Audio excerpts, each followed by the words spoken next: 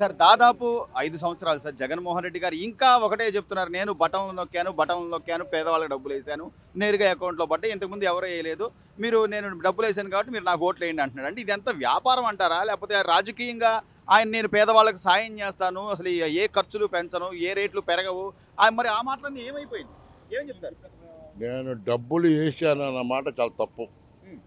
First of all ఎందుకంటే డబ్బులు వేయడానికి ఆరేవరండి. నీ కష్టపడి నేను సంపాదించుకోవాలి కానీ నీ డబ్బులతో నేను ఎన్నాళ్ళు బతుకుతాను. హ్మ్. అది కాకుండా హ్మ్. డబ్బులతోటి ఏదైనా చేయొచ్చు అన్నది చాలా భ్రమ. హ్మ్. నీకంటే ముందున్న వాళ్ళు, నీకంటే గొప్పవాళ్ళు, నీకంటే మేధావులు చాలామంది పరిపాలించారు. అవును.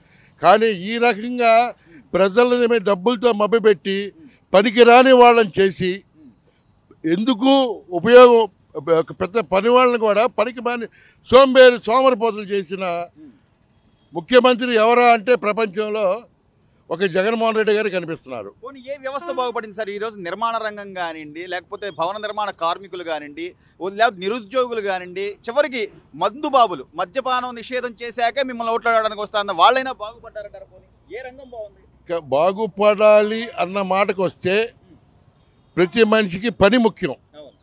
ఆ పని అన్నదాన్ని కంపు చేసి నరికేశాడు. నిత్యకృత్యాన్ని కూకటి వేళతో నరికేశాడు. ఒక తాబీ మేస్త్రి ఉన్నాడంటే పొద్దున్న పనికి వస్తే సాయంత్రం సంతోషంగా ఇంటికి వెళ్ళే తాబీ మేస్త్రిని, అటువంటి తాబీ మేస్త్రులు కానీ, ఒక వడ్రంగి మేస్త్రులు కానీ, ఒక కరెంటు పని మేస్త్రులు కానీ, అలాగే ఇతరత్ర ఏ కూలీనాలి చేసుకునేవాడు పొద్దున్నే బయటకు వస్తే సాయంత్రం సంతోషంగా ఇంటికి వెళ్ళే ఈ కార్మిక రంగాన్ని ఎటువంటి పరిస్థితి తీసుకొచ్చాడంటే కార్మిక రంగ కూటికి కూడా గతిలేని పరిస్థితి పట్టుకొచ్చాడు. అది కూడా ఎలాగంటే నేనేదో వేసాను ఎందుకని నేను వేయాలి? ఈయన ఎవరు అడిగారండి అసలు? ఇలా అడిగారా ఈయన ఎవరినైనా? ఈ రోజున ఖర్చులు పెరగకుండా ఉన్నాయా? కరెంటు బిల్లులు కట్టుకోగలుగుతున్నామా? చెత్త పన్ను ఇంతకుముందు ఎప్పుడైనా కట్టామా? ఇవన్నీ ఎవరు డబ్బులు అంటారు? పోనీ ఎలాగున్నాయంటే మీరు ఆర్ఎన్ని పెంచేసి ఇప్పుడు ఆయన ఏమంటున్నాడంటే డబ్బులు వేసాను కాబట్టి మీరు నాకు ఓట్లు వేయండి అంటున్నాడు.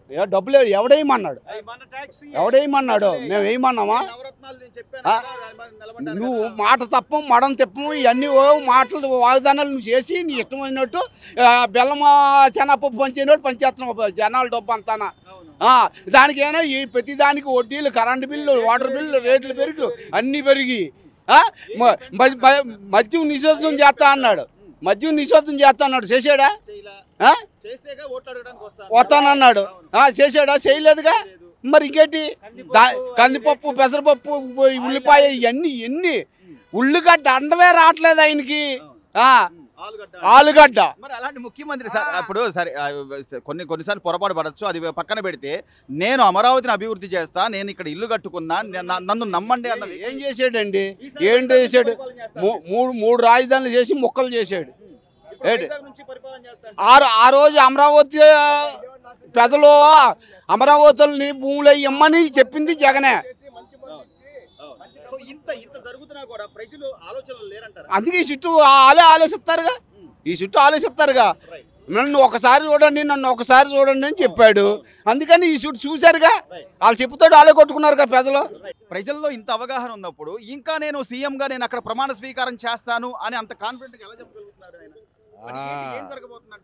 చుక్కల్లో పెద్ద చుక్క చందమామ అన్నట్టుగా ఊహల్లో ఊహించుకుంటున్నాడు.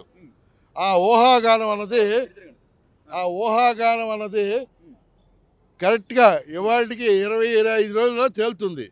వీటన్నిటికన్నా ముఖ్యంగా చెప్పాలంటే ఈ జగన్మోహన్ రెడ్డి అన్న వ్యక్తి కేవలం ప్రజా పరిపాలన కోసం రాలాయన. ప్రజల్ని మభ్య పెడతానికి రాలా.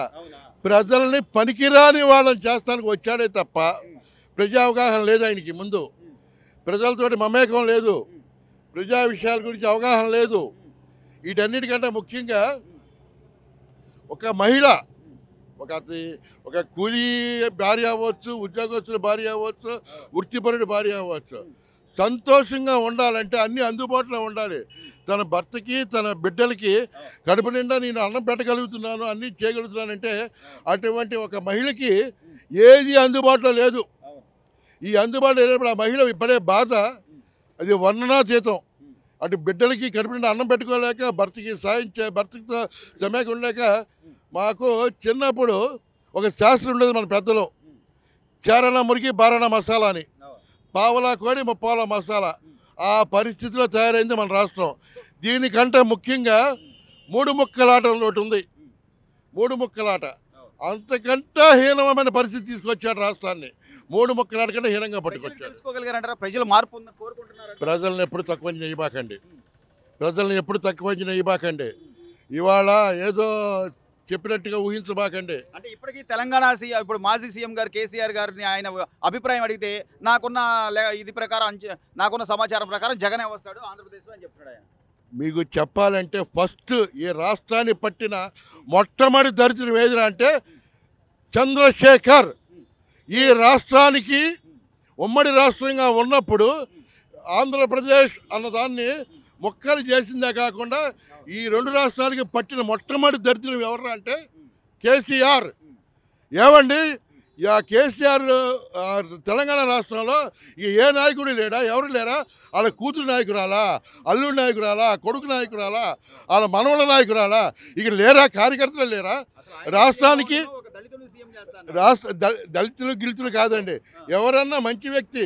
నీ పార్టీలో ఇంతమంది కార్యకర్తలు ఉన్నప్పుడు వీళ్ళెవరో పనికిరాలేదా రాష్ట్రంలో? నీ కుటుంబ సభ్యులే ఏలాలా? Alright, okay.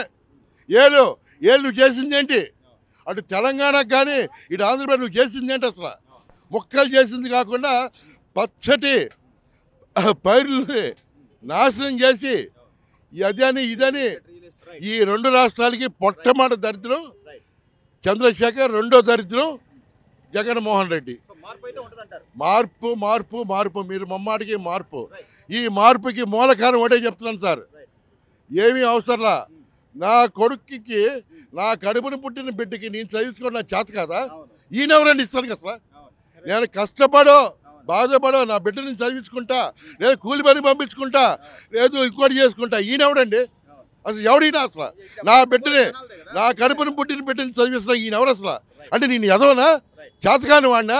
పనికిరాని వాడినా? ఏంటి దృష్టి? నేను చదివిస్తానంటే నేను చదివిస్తానంటే మమ్మల్ని అందరూ ఈయన పుట్టించాడా? మా పిల్లలు కూడా ఈయన పుట్టిస్తాడా? రేపు పుట్టబోయే పిల్లలు కూడా ఈయన పుట్టిస్తాడా? అంటే అతను ఈ విషయంలో మటుకు నేను పచ్చి వ్యతిరేకిని. బిడ్డల మీద తండ్రి కొన్న బాధ్యతను నరికాడు, అది చాలా తప్పు తప్పు తప్పు. ఇంతకంటే ముఖ్యంగా ఇంకో మాట కూడా చెప్తున్నానండి, ఏ బిడ్డల్ని కూడా అంత దారుణంగా, అంత నీచంగా చూడటం ఇంకా తప్పు.